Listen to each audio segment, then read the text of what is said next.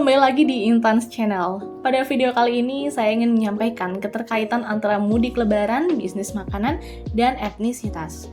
Sebelum masuk ke inti videonya, pembuatan video ini dilakukan untuk kepentingan mata kuliah Antropologi Bisnis, Prodi Antropologi, Fakultas Ilmu Sosial dan Ilmu Politik, Universitas Airlangga. Oke, tanpa berlama-lama lagi, kita langsung masuk ke videonya. Bagi sebagian masyarakat, Lebaran selalu identik dengan tradisi mudik ke kampung halaman untuk bisa berkumpul dengan sang saudara. Namun, sebagian masyarakat lainnya, mudik juga dimaknai sebagai momentum untuk mencoba makanan-makanan khas saat Lebaran. Makanan memang tidak dapat terlepas dalam kehidupan sosial masyarakat, sama halnya saat momentum Lebaran. Menurut Untari, tahun 2018 halaman 317, ketika momentum Lebaran ada jenis-jenis makanan yang selalu hadir untuk melengkapi momentum tersebut. Misalnya, pada masyarakat DKI Jakarta etnis Betawi, mereka memiliki 23 jenis kuliner yang selalu hadir untuk melengkapi kegiatan religi seperti Lebaran.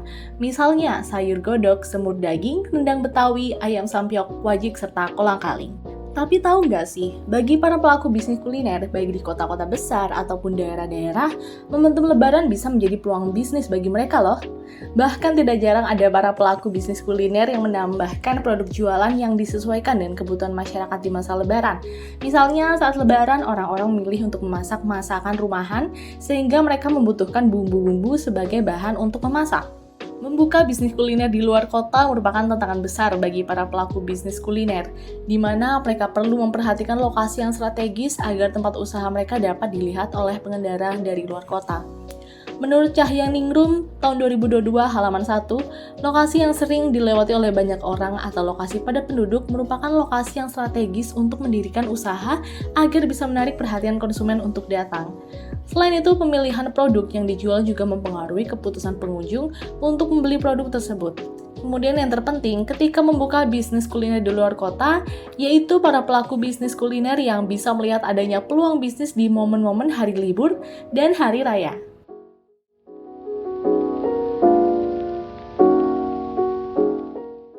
Mudik Lebaran bisa dirayakan oleh siapapun tanpa mengenal etnis, agama, gender, atau kelas tertentu. Pemudik Lebaran bisa datang dari berbagai daerah dengan membawa pengalaman dan budaya mereka masing-masing. Lalu, apa kaitannya antara mudik Lebaran, bisnis makanan, serta etnisitas?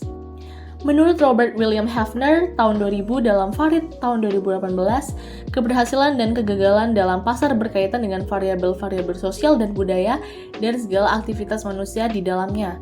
Budaya pasar yang digambarkan Robert William Hefner berupa nilai-nilai moral, politik, serta organisasi sosial yang mempengaruhi aktivitas pasar di Asia. Dari sudut pandang pelaku bisnis, budaya pasar sangat penting dijadikan sebagai acuan untuk melihat tren-tren pasar yang berkembang mengikuti aktivitas sosial dan budaya masyarakat. Memperhatikan simbol-simbol ekonomi yang terkesan canggih seperti dalam pembuatan kebijakan, misalnya suplai uang, tingkat suku bunga nilai tukar, dan biaya regulasi yang tidak efisien itu tidaklah cukup. Melainkan perlu mencoba menganalisis pasar dalam kaitannya dengan budaya dalam masyarakat, termasuk berdasarkan agama, etnis, jenis kelamin, dan juga kelas. Aktivitas budaya yang khas di Indonesia terkait dengan pulang kampung yaitu mudik lebaran.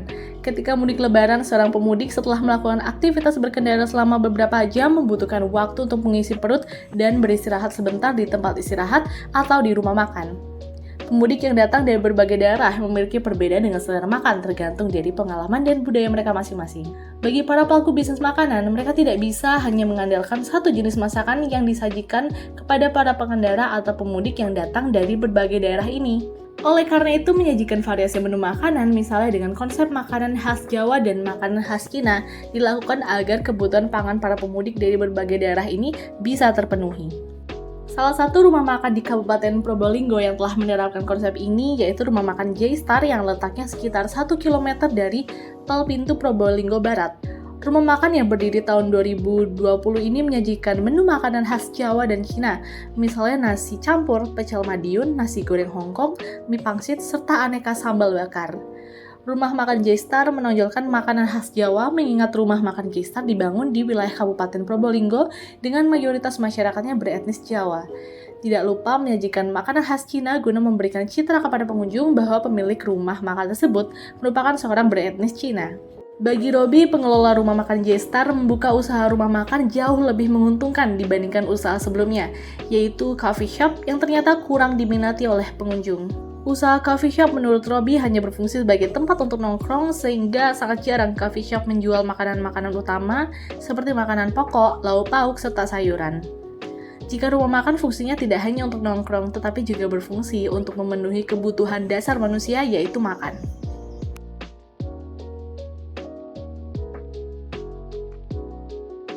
Rumah makan J-Star tetap melakukan pelayanan kepada pengunjung selama libur lebaran. Namun terdapat perbedaan aktivitas pelayanan kepada pengunjung antara sebelum hari raya lebaran dengan sesudah hari raya lebaran. Saat sebelum lebaran atau bulan puasa, pengunjung datang hanya di waktu-waktu mendekati buka puasa atau sekitar pukul 6 sore.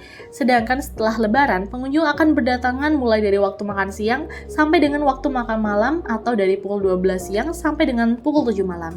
Artinya ketika bulan puasa, pengunjung yang datang ke rumah makan J-Star akan lebih sedikit sebelum mendekati waktu-waktu buka puasa atau pelayanan yang dilakukan oleh pengelola rumah makan tidak begitu sering.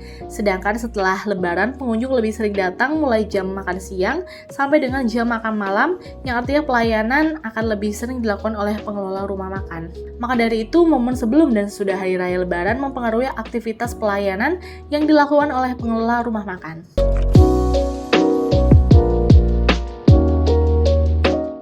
Oleh karena itu, rumah makan J-Star di Kabupaten Probolinggo yang mengusung konsep makanan percampuran khas Cina dan Jawa menampilkan kesan yang melekat kepada pengunjung. Hal ini karena keberhasilan rumah makan J-Star dalam menentukan segmentasi pasar yang berdasarkan selera makan masing-masing budaya pengendara atau pemudik, serta budaya Jawa yang melekat bagi masyarakat di Kabupaten Probolinggo.